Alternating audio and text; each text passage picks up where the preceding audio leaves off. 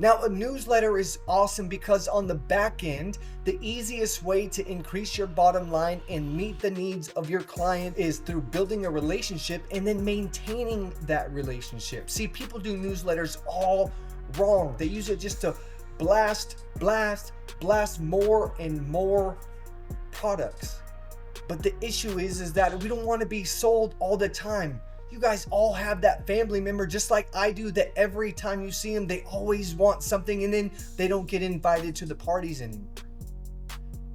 Which is why you need to set up a newsletter that is structured in a way that you build relationships. And now we get to build an automated newsletter so you don't have to continuously write it. So if you want to build your newsletter to increase the lifetime value of your customers, head over to my group where I'm going to walk you through building the newsletter step by step. And that way you don't have to do it. It's on autopilot. It goes out every week and you maintain those relationships.